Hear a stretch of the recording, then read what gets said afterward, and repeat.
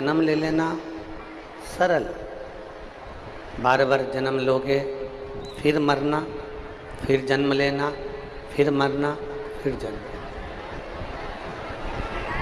पर मृत्यु लोक में जन्म लेना सरल है, पर मृत्यु लोक में जन्म लेने के बाद भगवान देवादिदेव महादेव की भक्ति करना ये कठिन है, ये बहुत कठिन है।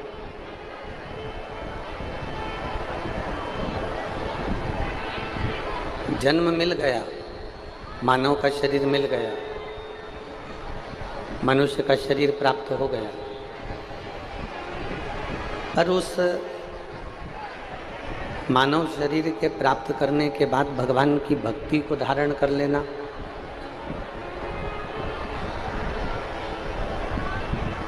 भगवान शंकर की अविरल भक्ति को प्राप्त कर लेना, ये थोड़ा कठिन है।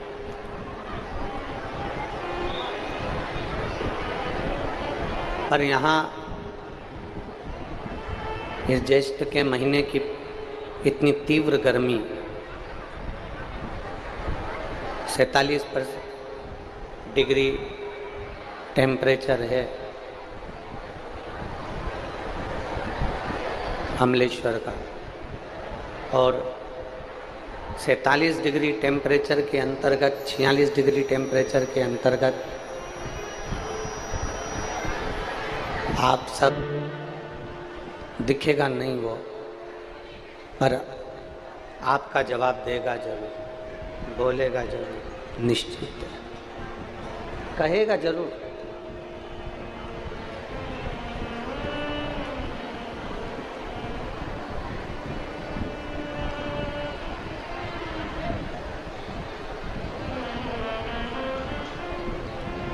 दुनिया के कई लोगों के हृदय में बहुत सारे प्रश्न होते हैं।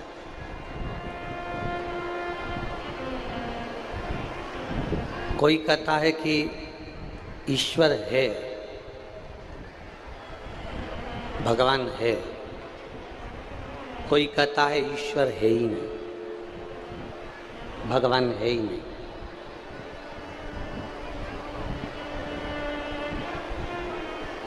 कोई कहेगा कि मंदिर तक जाओ, देवालय शिवालय तक जाओ और भगवान शंकर को एक लोटा जल चढ़ाओ, भगवान की सेवा करो, आराधना करो, पूजन करो, अर्चना करो, सेवा में लगो। और कोई कोई कहेगा कि आपको मूर्ति पूजन करना ही नहीं। सब लोग मिलेंगे।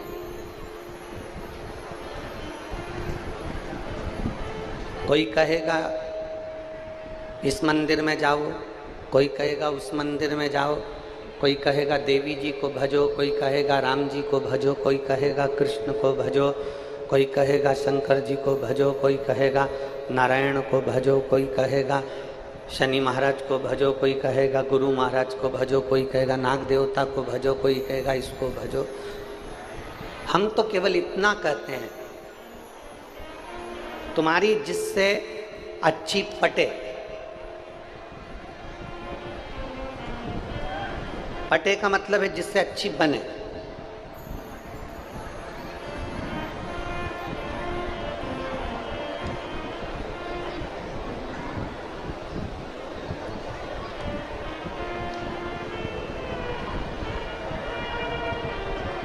जिससे तुम्हारी अच्छी बन जाए, जिस देवता से तुम्हारी अच्छी लगन जुड़ जाए, जिस देवता से तुम्हारा मन जुड़ जाए, जिस देवता से तुम्हारा चित्त जुड़ जाए, जिस देवता से तुम्हारे मन की बात हो जाए।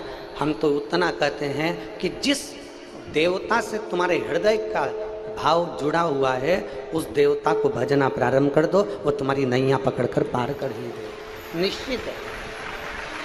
राम से तुम जुड़े हो तो राम को भज लो, कृष्ण से तुम जुड़े हो तो कृष्ण को भज लो, शिव से तुम जुड़े हो तो शिव को भज लो, देवी से अगर जुड़े हो तो देवी जी को भज लो।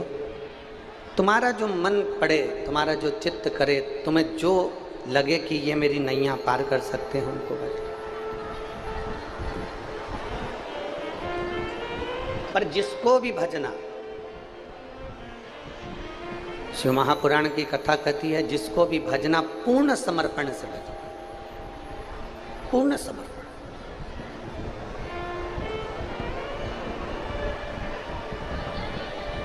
दो तरह के व्यक्ति होते हैं, बहुत ध्यान लगाकर सुनिएगा कथा को। इस तपती धूप में तुम लोग अपने अपने घर से निकल कर आई हो, छाता लेकर धक्का मुक्की कर कर जहाँ तहाँ जगह निकाल कर बैठ गए हो। तुम लोगों को तो जगह भी मिल गई, पर कई लोग ऐसे हैं जो धूप में छाता लगा लगा कर बैठे हैं। बहुत ध्यान से सुनना। दो तरह के व्यक्ति होते हैं, एक वो जो कहीं नौकरी करता है, सर्विस कर रहा है, और दूसरा वो जिसकी खुद की दुकान है, जिसका खुद का व्यापार है। स्वयं की दुकान, स्वयं का व्यापार, स्वयं की दुकान। ये अमलेश्वर की लाखों की भीड़ में ऐसे व्यक्ति होंगे जो कोई नौकरी वाला भी है तो कोई दुकान वाला भी, कोई सर्विस कर रहा है, कोई बिजनेस कर रहा है, दुकान का। दोनों में क्या अंतर है? नौकरी करने वाले में और व्यापार करने वाले में क्या अंतर है? सर्विस करने वाले में और दुकान करने वाले में क्या अंतर है? सर्विस कर रहा है, नौकरी कर रहा है उसमें, और जो दुकान कर रहा है, व्यापार कर रहा है, उसमें क्या अंतर है? शिव महापुराण की कथा कहती है इसमें सबसे बड़ा अंतर यह है कि नौकरी करने वाला, सर्विस करने वाला 5 बजे अगर ऑफिस की छुट्टी होती है तो वो 4 बजे से घड़ी देखना चालू कर देता है। कौन? जम के बोलो जरा, जम के। सर्विस वाला। नौकरी वाला 4 बजे से घड़ी देखना चालू कर देता है, 4 बजे से घड़ी को देखना प्रारंभ कर देता है कि मेरी 5 बजे छुट्टी होगी, मुझे 5 बजे ऑफिस से जाना है, 5 बजे मुझे जाना है, 5 बजे मुझे जाना है, 5 बजे मुझे जाना है, 5 बजे मुझे जाना है। नौकरी वाला, सर्विस वाला 4 बजे से अपनी घड़ी देखना चालू कर देता है। क्यों? क्या कारण? 4 बजे से वो घड़ी देख रहा, ये नौकरी वाला, सर्विस वाला। और दुकान वाला घड़ी नहीं देखता। रात के 10 बज रहे हैं ना, दुकान मंगल कर रहा है, और कोई ग्राहक आकर खड़ा हो गया तो ग्राहक आते से ही वो 10 बजे रात को भी सामान देगा जरूर। अगर 10 बजे रात को भी कोई ग्राहक आ गया तो वो दुकान बंद करते करते करते करते भी अपना सामान जो है वो देगा। नौकरी वाला 4 बजे से घड़ी देखना चालू कर देता है, और व्यापार करने वाला जिसकी खुद की दुकान है वो घड़ी नहीं देखता, जाते जाते भी ग्राहक आ जाए तो उसको देकर फिर जाता है। उसका केवल एक कारण है कि नौकरी वाला घड़ी इसलिए बार बार देखता है क्योंकि उसका नौकरी के प्रति पूर्ण समर्पण नहीं है, और दुकान वाला घड़ी इसलिए नहीं देखता क्योंकि वो पूर्ण अपने व्यापार की ओर समर्पित होकर चलता है।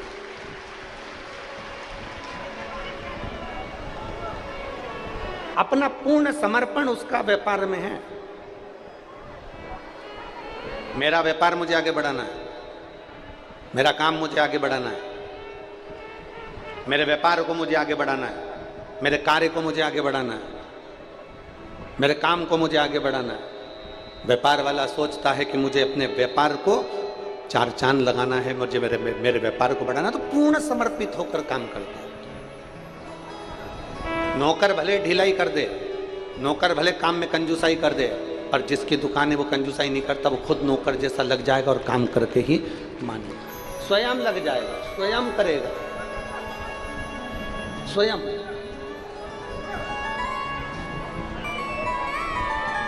बस शिव महापुराण की कथा यही कर रही है। सर्विस जैसा समर्पण नहीं चाहिए कि 4 बजे से तुम घड़ी देखना चालू कर दो कि अब मुझे जाना है, अब मुझे जाना है, अब मुझे जाना है। आप में से कई माताएं ऐसी बैठी हैं, कई बहुएं ऐसी बैठी हैं, टीवी पर कथा सुन रहे हैं, कई भाई बहन ऐसे बैठे हुए हैं जो 40 साल की जिनकी उम्र है, 45 साल की उम्र है, और उन्होंने अपने जीवन को सोच लिया अब तो मेरा जिंदगी खत्म हो गई, अब मेरे से बनता नहीं है, अब तो मैं मरने वाला हूँ, अब तो मेरा शरीर बेकार हो गया, अब तो मैं किसी काम का ही नहीं रहा, अब तो मैं परेशान हो गया, अब तो केवल अब अंतिम क्षण 40-45 की उम्र में तुम कह रहे हो कि अब मेरे शरीर से नहीं बनता। 40-45 की उम्र में तुम कह रहे हो कि मेरा शरीर काम नहीं करता। 40-45 की उम्र में तुम कह रहे हो कि अब मैं किसी काम का नहीं रहा। मतलब तुम सर्विस वाले हो, इसलिए तुमने ये विचार कर लिया कि अब मेरा शरीर काम का नहीं है, मैं काम का नहीं हूं, अब मेरा मरने की उम्र हो गई। पर अगर देखना है तो किसी व्यापार वाले को देखो, देखना है तो घर के किसी बुजुर्ग को देखो जो 85 साल का होने के बाद भी रसोई घर में भोजन बनाने के लिए तैयार खड़ा है।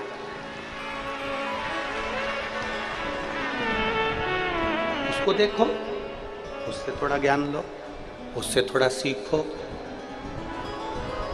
80 वर्ष की बूढ़ी माँ, 75 वर्ष की पिता, 70 वर्ष की माँ, 65, 70, 75, 80 वर्ष के किसी बुजुर्ग को देखना तो भी उनके शरीर में फुर्ती है। और एक नवयुवक बच्चे, आज के ज़माने के नवयुवक लोग सोचते हैं कि यह जीवन किस काम का, अब तो छोड़ दे तो अच्छा, अब तो जीवन समाप्त कर दे तो अच्छा, अब जीवन बेकार हो गया, अब तो जाना है, छोड़ना है, छोड़ना।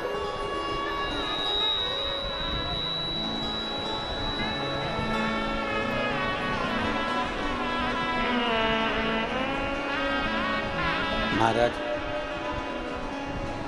अरे देख लिया संसार हमने, सब मतलब के यार हमने देख लिया। झूठे नाते झूठे रिश्ते, झूठे नाते झूठे रिश्ते, अरे झूठा है संसार हमने देख लिया। सब मतलब के यार हमने देख लिया संसार हमने देख लिया। सब मतलब के यार हमने देख लिया। ये संसार सागर में एक सर्विस वाला है, एक दुकान वाला है। सर्विस वाला समय देख रहा है, दुकान वाला समय नहीं देख रहा। वो समय देखता ही नहीं, समय नहीं देख रहा। उसको मालूम है भगवान ने जितनी मुझे जिंदगी दी है, परमात्मा ने मुझे जितना जीवन दिया है, भगवान ने मुझे जितना जीवन दिया है, उस जीवन को मुझे अच्छे से जीना है, बहुत अच्छे से।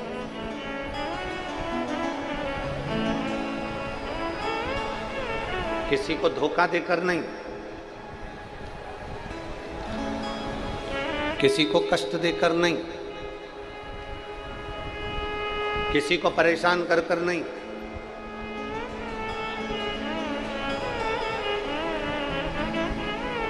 अपनी जिंदगी को जीना है तो लोगों का भला कर कर जीना है। एक कथा आती है, चंद्रवंश में एक नंद नाम के राजा हुए।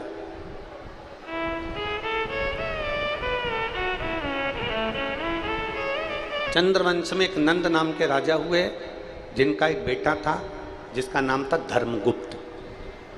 क्या नाम है उसका? जम के बोलो जरा, धर्मगुप्त। फिर से बोलो नाम, धर्मगुप्त। चंद्रवंश के एक राजा थे नंद, जिनका एक बेटा था धर्मगुप्त। नंद राजा का बेटा धर्मगुप्त अपने पिता के बतलाए हुए मार्ग पर चलता था और पिताजी जो कह देते थे वैसा वो करता था, पिता के अनुकूल चलता। अच्छा, भगवान बनाता भी है ना तो बड़ा सोच समझ के बनाता है।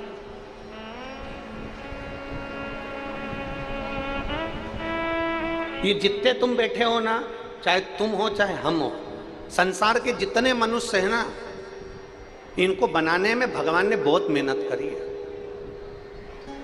बहुत मेहनत।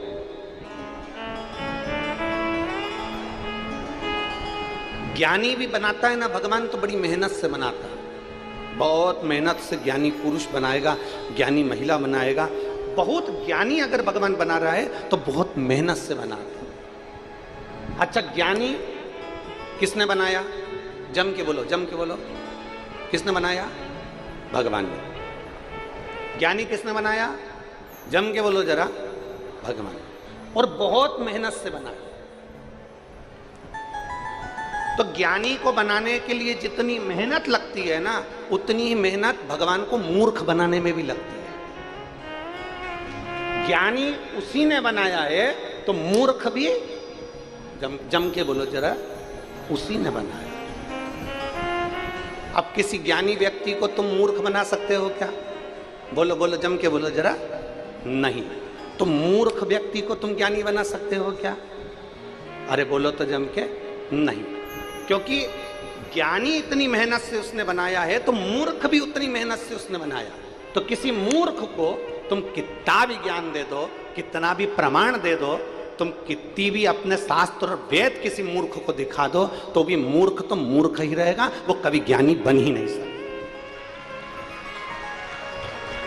मूर्ख मूर्ख रहेगा, वो कभी ज्ञानी नहीं हो सकता। और ज्ञानी को कितना भी मूर्ख बना लो, वो मूर्ख नहीं हो सकता। क्योंकि परमात्मा ने ज्ञानी को भी बनाने के लिए मेहनत करी है, तो मूर्ख को बनाने के लिए भी मेहनत करी है। अगर एक विद्वान उसने पैदा करा है तो बड़ी मेहनत से पैदा करा है, और अगर एक मूर्ख पैदा करा है तो उसको भी बड़ी मेहनत से करा, बड़ी मेहनत।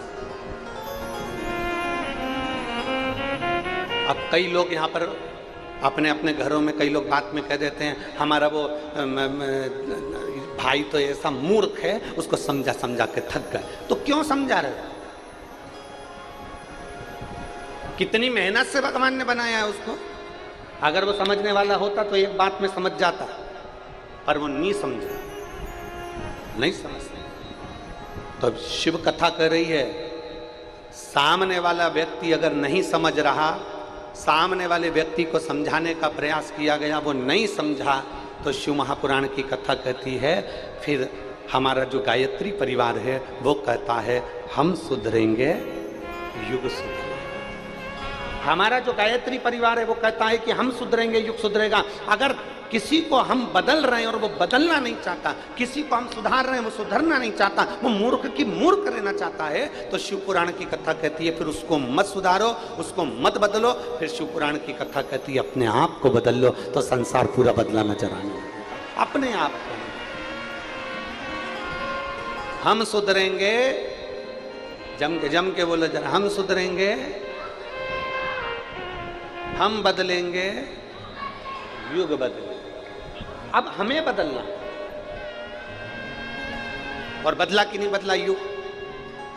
कलयुग चल रहा था, लोगों ने मंदिर छोड़ दिए थे, शंकर जी के मंदिर में ताले पड़े रहते थे, शंकर जी के मंदिर में कोई पानी डालने नहीं जाता था, कोई जल चढ़ाने नहीं जाता था, कुत्ते बैठे रहते थे, जाले हो जाते थे, शंकर जी के मंदिर में जानवर थे। पर शंकर के मंदिर में सावन के महीने में लोग जाते थे और शिवरात्रि पर जाते थे। कावड़ लेने के लिए कुछ लोग जाते थे, कावड़ भरने के लिए कुछ लोग जाते थे। सावन के महत्व को कौन जानता था? हर महीने शिवरात्रि आती है, ये कोई नहीं जानता था। घर से जल ले जाने का क्या महत्व है, इसको कोई नहीं जानता था। शंकर जी की बेटियां कितनी हैं, इसको कोई नहीं जानता था। श्री शिवाय नमस्तुभ्यम मंत्र कैसा है, इसको कोई नहीं जानता था। पर धीरे धीरे धीरे धीरे कलयुग में ये शिव युग आकर समाहित हो गया और ये जनमानस में शंकर की भक्ति हो गई।